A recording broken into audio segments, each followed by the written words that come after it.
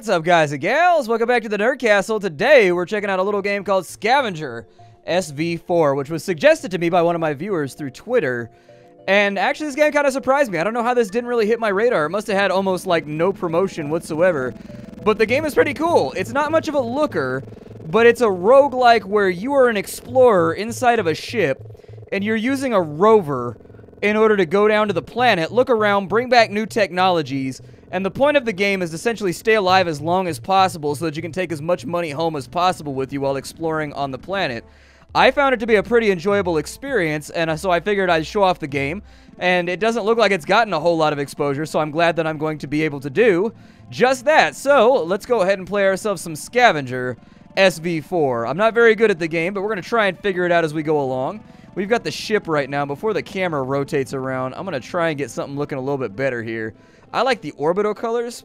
I don't think we can change much around if we don't actually have stripes or anything. Ooh, that's a pretty sexy ship right there. I might have to go with that. And so we are Kathy. I don't think I'm going to do that. Kathy, I'm not feeling that. Let's go back, and her name is going to be Flicka Flask.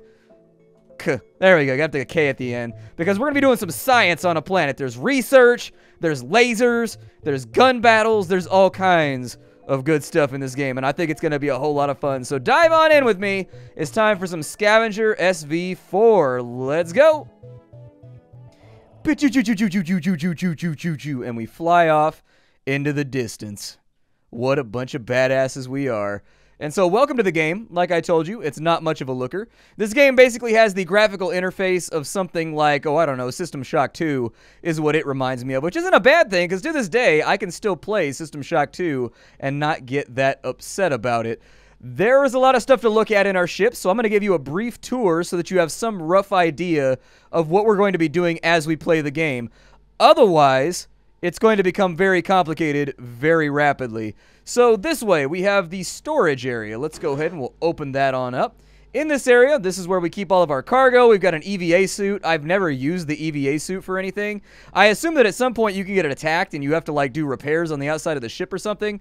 But I personally have never been put in that particular situation, so I don't know. Over this way, what do we have going on? We have life support. This is the area of the ship that I've never used this area of the ship really either. I don't know what this place does. It controls like air valves and a bunch of other stuff that we have going on with the ship. Gives us a little layout of the fortune right here. We can like emergency refill our gas reserves or something like that. We've got air valves. We've got all kinds of weird things that we can do. I have no idea, so don't ask me. This game's got a lot of stuff going on, and frankly, even having played for like an hour, I still haven't really figured out what everything does. It's a game that you're meant to explore and have a good time with. Over here, we have the engineering terminal. We're going to use this to reset consoles and do all kinds of other random stuff. Every now and again, you're going to have to go through and, like, your systems will crash or things like that will happen. You'll have to run, like, a hard reboot on some of the systems. So just be aware that every now and again, you have to come back here, and you can't reset consoles from over on this side. You can only reset them from that terminal over there. In this room, we've got the garage. This is where we're going to be doing modifications to our rover. We can bring it on in here. We can do repairs, do a little bit of auto mechanic action in case you wanted to do that. We will find objects down on the planet that we can install or move around on our ship to make things work, which seems like a pretty rad idea. Right here, we have the cargo bay. As you can see, our rover is kind of chilling inside of here right now. We can get on this console right here. I press shift to go up. That's right. We're in zero gravity right now, so we're kind of just floating around our ship. I can move things around on the rover. I can do all kinds of random little things. We've got radio receivers. You can basically kit out the rover however you want. If you want it to be like a walking death platform where all it has is like missiles and rockets and weapons, totally your prerogative. You can do that. If you want it to have a whole bunch of scientific equipment, that is 100% an option as well. You can do that too. We can move the rover around, so if I click that button right there, we can send the rover to the garage, and as you can see, it'll move around, and it'll get moved over to the garage so that we can actually make modifications to it right here. And then we could jump on this terminal. We could uninstall and reinstall little parts and things like that. Whatever it is that you want to do, chances are in this game, you can do that thing. The internal rover temperature is looking pretty good, so I don't think we really have to worry about heat discharge or anything like that. So let's send the rover to the cargo bay. Bow. We'll send that on back. And the second it gets back inside the cargo bay, I'm going to show you the next thing that we have going on. We have the science lab. In here is where we're going to be doing all of our research. When we find an object on the planet, we can plop it down in here, and we can figure out what it does by diagnosticking it until it squeals for mercy. Over on this side in medical, we have ourselves a med bed. I can actually show you how that works right now. We just skeef on up and underneath it. We activate the auto dock. The doors will close around us, and it will scan us for any potential like life-threatening problems. The big one you got to watch out for is radiation. So the med scan results are radiation dosage above approved exposure limit. Cellular damage has been detected. Radiation mitigation therapy is recommended. Current dose equivalence 340 MSV. Post-treatment estimation 80 MSV. I'll authorize it. Go ahead and derad me. I give you permission. I don't know why we have so much radiation. It's probably because we went near the rover or something like that. Once again, one of those things that I really don't know the answer to. My last character when I got inside the auto dock was like perfectly fine. So I think like every time you do modifications to the rover, you get exposed to radiation or something. Aside from that, I can't really tell you. It goes down to the planet. I'm pretty sure we're not supposed to go down to the planet, so we'll keep that in mind as we go along. On this side right here, this is the main terminal. This is how you exit the game, essentially. Like, if you want to exit orbit and end your expedition, that's how you do it. We can examine the rover for survey map data, and so we have surveyed like nothing. We can establish communications links with the rover, so now you can see right here, we've got a camera that's kind of looking us around. It'll stay on screen right here if you want to. We can also exit the link should we desire to do so. And I think we can also, once the rover has been launched, I think we can also change where we want the rover to hit the ground at, but I don't know if we do that in here or if we do it somewhere else. As you can see, if we look out that window, the rover is being launched up and out of our cargo bay, and it should make a beeline for the planet. It's going to try and enter orbit. I don't know if we have any other windows or anything around here, but we can go and look and see if we can see it make trajectory wherever it is that it's trying to go. We can't see out of the airlock right there, and I don't think there's any windows back here in the power pipeline area, so I'm just not going to worry about that for right now. Instead, what might be interesting is actually you can turn on the link to the rover this entire time if you want to. We can go, bow, and we can look through the camera. Right now, it's a little bit misty, and the rover doesn't really know what it's doing. It's entering Atmo right now, from what I can tell, because the temperature is going up on the rover. We've got about 35 seconds until it makes landfall. We don't have to stare at this console or anything like that, and in fact, the rover's not really seeing anything useful or pertinent right now. Oh, there it goes. It's actually through the cloud layer. As it hits the ground, we can control the turret, so we could actually like look around while we're doing this if we want to. We're not really going to see much because it looks like we're going through atmosphere. Oh, I see a mountain right there. So we've got a mountain on that side. We've got some other little things going on. I can tell already the pixelation of the screen is going to be terrible for YouTube. So when YouTube re-encodes your videos, it hates fog and it hates things like this, like video interference. And I can tell it's going to be a mess. Let's deactivate the turret. It'll recenter for us, and what we can do is we can actually just pilot this around with the WASD. If you see anything interesting, just wheel on up to it. You never know what you're going to find. We got like a busted building over here. So it says there's an object nearby, and we can pick it up. Pick it up, pick it up. Let's see what we got here. The manipulator arms are working, and it looks like it's dragged back a sample number Z63. I don't know what that is, but that's what science is for. We'll figure it out once we get back to base. Over on this side, it also looks, and also we'll be able to open up this survey map right here as we get further and further away. A number of things you need to be aware of. So we have our compass heading right here. We have all of our extra devices. This is actually your cargo bay too on your rover. So if all these slots are full, you won't be able to add anything else to the rover. We can actually power down the camera display if we want to. We can power down the status display. And I think that'll get rid of whatever that is right there. I mean, I don't know if you actually need that or not. This, I think, will tell you, though, if you've got errors or anything that need to be reset from engineering. So you may want to keep that on the rover itself, even if you're not running it. Your rover recharges automatically while it's sitting in the sunlight right now, so you don't have to worry about power exertion or anything like that. The manipulator arms will control whether or not you can pick up items. We've got a power controller. I have no idea what that does. The microphone affects what you're able to hear, I think. Hold on, let me see. There we go. So see, now we can just kind of cruise in silence. However, you may want to use audio cues, because later on in the game there's going to be stuff that's going to try and kill us, and so being able to hear it would be a good idea. We can turn off the survey map, which I think is a terrible idea. We can turn off the compass. I mean, pretty much everything here you're able to fiddle with, should you desire to do so. The auxiliary generator just generates, so it uses a gas tank. I don't know where the gas tank is listed at. It's got reserve battery right there.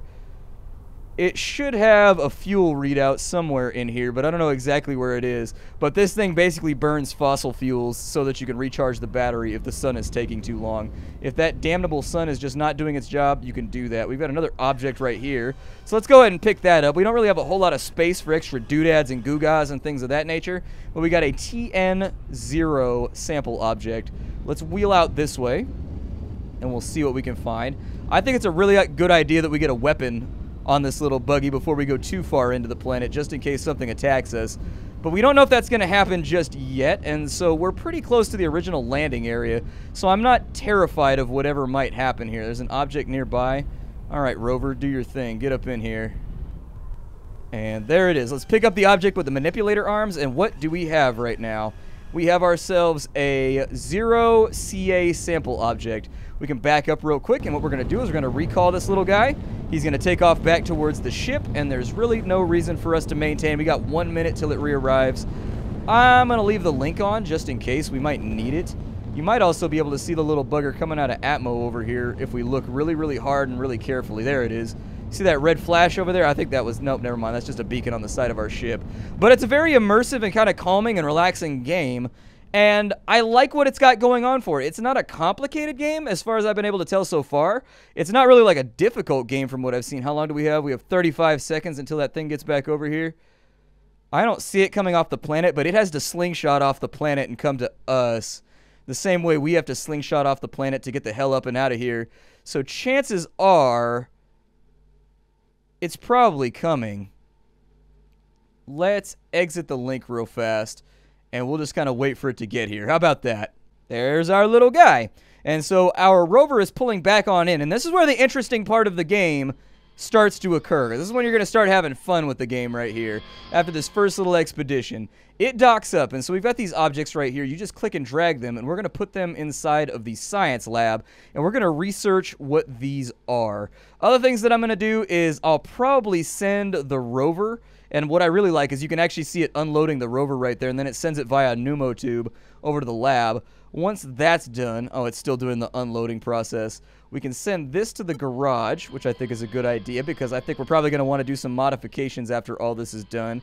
Let's close down this door to limit our radiation exposure. There we go. I don't know if that blocks radiation, but if it doesn't, I think I'd rather not take the chance. So here's our 3 new objects. They've been put on the racks right here. And we have a memory parity error on the science lab computer, so that's going to need to be fixed. We can't really like leave that where it's at. So let's go to engineering. Let's check on this right now.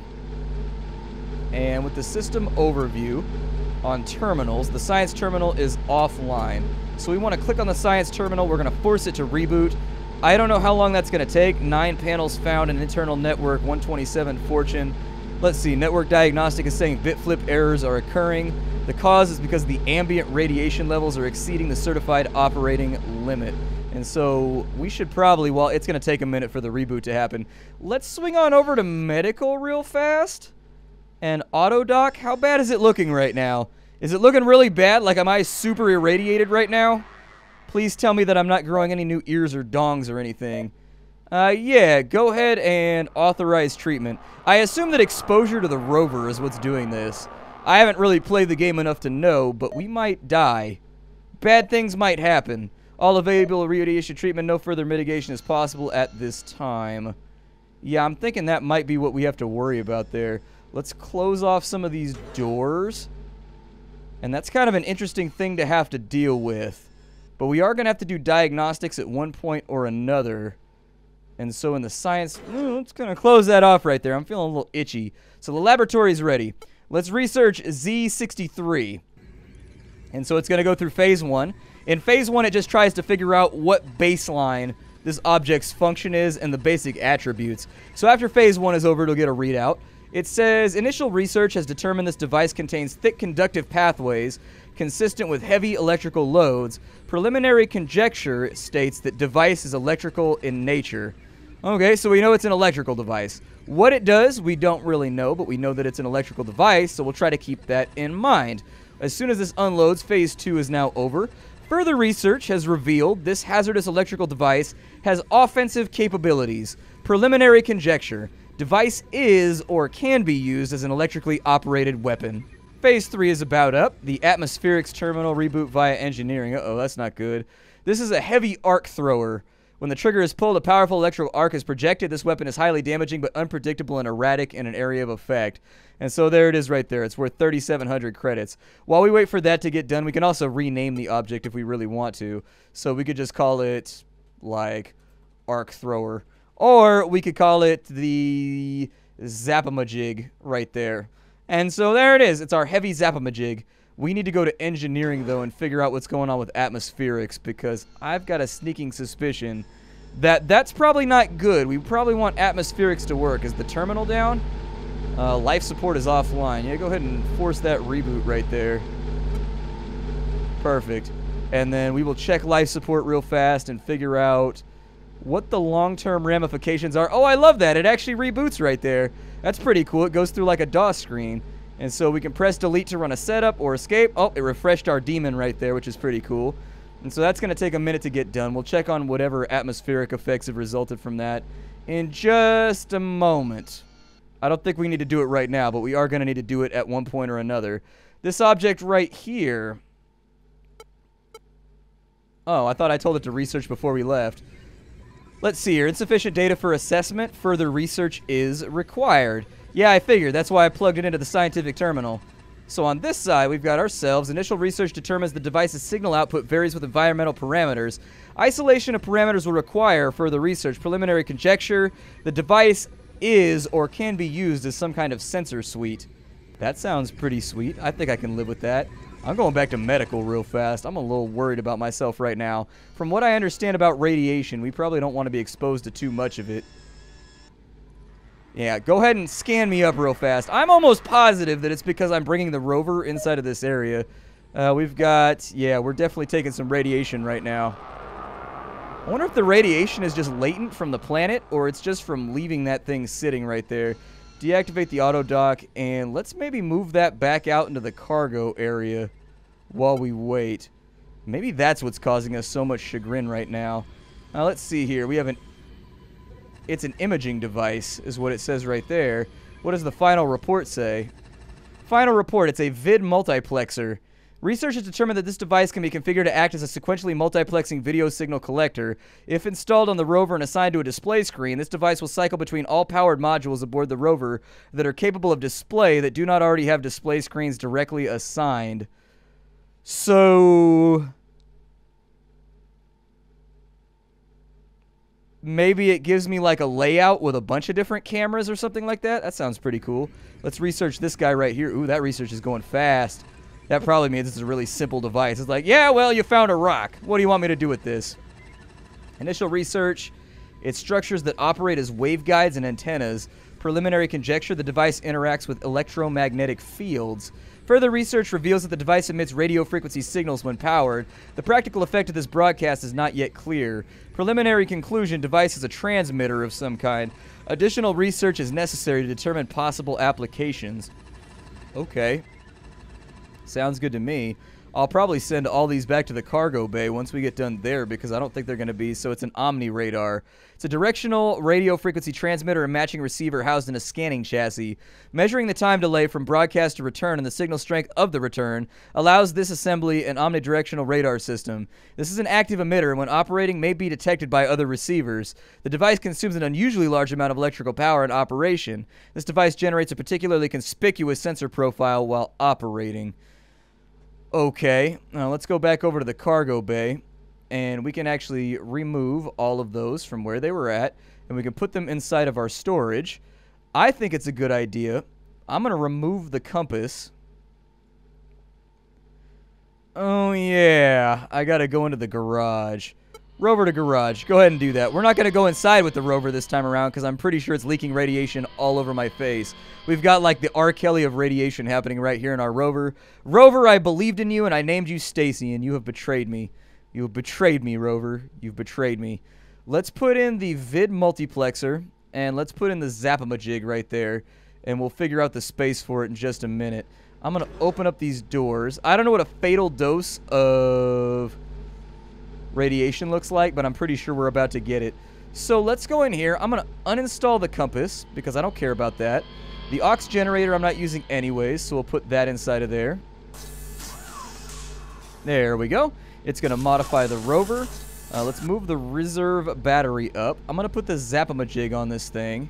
Yeah, install that into the rover, and then we're going to put in the vid multiplexer as well. I don't know what either of those do, but we're going to play around with them. So let's wait and find out. So the Zapamajig is in, the vid multiplexer is almost in, and as soon as that's finished off, we will strongly consider... What does that mean? Like, what do those little buttons mean right there? Does that mean something bad's happening? The thermal situation is... Power use, idle to max, 8.5. So our power situation is atrocious. Doesn't look like we can afford either of these. So maybe we'll throw that back in over there. And then we'll throw these... Oh, I don't know. As soon as that's done, let me close off this door over here. I'm going to scan myself for any residual radiation effects, which I can virtually guarantee we have now. Yep, close the doors on me. Let me see what's going on. Let me see how this whole thing goes. I know that I'm probably in bad shape. We have elevated long-term risk. 800. Yeah, authorize the treatment. Do your thing.